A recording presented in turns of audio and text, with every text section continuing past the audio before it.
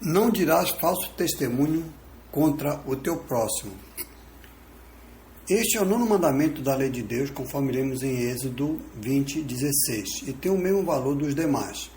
Sua transgressão torna o seu transgressor tão abominável quanto o idólatra. O que pode levar uma pessoa a dar um falso testemunho do seu próximo? Vamos buscar exemplos de ocorrências registradas nas Sagradas Escrituras, a fim de bem entendermos como isso pode ocorrer. Vejamos o caso que envolveu um rei de Israel e sua mulher. Sucedeu depois disto o seguinte: Nabote, o rei israelita, possuía uma vinha ao lado do palácio de Acabe, rei de Samaria, o qual tinha em Jezreel. Disse Acabe a Nabote: dá-me a tua vinha para que me sirva de horta, pois está perto, ao lado da minha casa. Dar-te-ei por ela outra melhor, ou, se for do teu agrado, dar-te-ei em dinheiro o que ela vale. Porém, Nabote disse a Acabe: guarde, meu senhor, de que eu dei a herança de meus pais. Então Acabe veio desgostoso e indignado para sua casa, por causa da palavra que Nabote, o rei israelita, lhe falara, quando disse: não te darei a herança de meus pais. E deitou-se na sua cama, voltou o rosto e não comeu o pão. Porém, vindo Jezabel, sua mulher, ter com ele, lhe disse: que é isso que tens assim desgostoso o teu espírito e não comes pão? Ele lhe respondeu: porque falei a Nabote, o rei israelita, lhe disse: dá-me a tua vinha por dinheiro, ou, se te apraz, dar-te-ei outra em seu lugar. Porém, lhe disse: não te darei a minha vinha. Então Jezabel, sua mulher, lhe disse: governas tu com efeito sobre Israel? Levanta-te, come e alegra-se o teu coração. Eu te darei a vinha de Nabote, o rei israelita. Então escreveu cartas em nome de Acabe, selou-as com o sinete dele e as enviou aos anciãos e aos nobres que havia na sua cidade e habitavam com Nabote. E escreveu nas cartas dizendo: apregoai um jejum e trazei Nabote para a frente do povo. Fazei sentar defronte dele 2 homens malignos que testemunhem contra ele, dizendo: blasfemais contra Deus e contra o rei. Depois levai-o para fora e apedrejai-o para que morra. Os homens da sociedade, os anciãos e os nobres que nela haviam, fizeram como Jezabel lhes ordenara, segundo estava escrito nas cartas que lhes havia mandado. Apregoaram um jejum e trouxeram Nabote para a frente do povo. Então vieram 2 homens malignos, sentaram-se defronte dele e testemunharam contra ele e contra Nabote perante o povo, dizendo: Nabote blasfemou contra Deus e contra o rei, e o levaram para fora da cidade e o apedrejaram e morreu. Então mandaram dizer a Jezabel: Nabote foi apedrejado e morreu. 1 Reis 21, do verso 1, verso 14. Jezabel, a quem Acabe, rei de Israel, tomou para sua mulher, descendida de povo gentil. Ela era filha de Etbaal, rei de Sidom. 1 Reis 16, 31.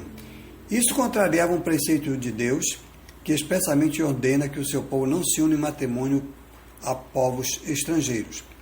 A atitude de Jezabel mostra que ela era uma mulher sem escrúpulos, coisa bem característica de povo gentil. Quando ela soube da razão da tristeza de seu marido, o rei Acabe, ela não perdeu tempo e logo arquitetou o plano diabólico. Veja o que ela disse. Então Jezabel, sua mulher, lhe disse: governas tu com efeito sobre Israel? Levanta-te, come e alegre-se o teu coração. Eu te darei a vinha de Nabote, o jezreelita. Ou seja, tu não és rei sobre Israel? Então não te entristece, deixa comigo. E ela, apesar de descender de povo gentil, nem por isso era sem conhecimento do preceito do Senhor, haja visto que ela ordenou que 2 homens malignos testemunhassem contra Nabote, pois um dos preceitos dados por Deus através de Moisés diz: por depoimento de 2 ou 3 testemunhas será morto o que houver de morrer, por depoimento de uma só testemunha não morrerá. Deuteronômio 17:6. Todo aquele que matar a outra será morto conforme o depoimento das testemunhas, mas uma só testemunha não deporá contra alguém para que morra. Número 35:30. Mas os homens nobres de Jezreel, a quem Jezabel enviou as cartas com instruções para deporem contra Nabote, ignoraram o preceito que determina: não espalharás notícias falsas, nem darás mão ao ímpio, para seres testemunha maldosa. Não seguirás a multidão para fazeres mal, nem deporás numa demanda, inclinando-te para a maioria para torcer o direito. Nem com o pobre serás parcial na sua demanda. Se encontrares desgarrado o boi do teu inimigo ou o seu jumento, lhe reconduzirás. Se vires de prostrado debaixo da sua carga o jumento daquele que te aborrece, não o abandonarás, mas ajudá-lo-ás a erguê-lo. Não perverterás o julgamento do teu nobre na sua causa. Da falsa acusação te afastarás. Não matarás o inocente e o justo, porque não justificarei o ímpio. Êxodo 23, do verso 1 ao verso 7. E apesar desse exemplo registrado na Escritura, ao tempo de Jesus, o seu próprio povo para quem ele veio, usou o mesmo expediente para matá-lo, já que não encontrou outra razão para a sua morte. Veja, e levaram Jesus ao sumo sacerdote e reuniram-se todos os principais sacerdotes, os anciãos e os escribas. Pedro seguiu de longe até o interior do pátio do sumo sacerdote e estava sentado entre os serventuários, aquentando-se no fogo. Os principais sacerdotes e todo o sinédrio procuravam algum testemunho contra Jesus para o condenar à morte e não achavam, pois muitos testemunhavam falsamente contra Jesus, mas os depoimentos não eram coerentes. E levantando-se alguns, testificavam falsamente, dizendo: nós o ouvimos declarar: eu destruirei este santuário edificado por mãos humanas e em 3 dias construirei outro, não por mãos humanas. Nem assim o testemunho deles era coerente. Levantando-se o sumo sacerdote no meio, perguntou a Jesus: não respondes ao que estes depõem contra ti?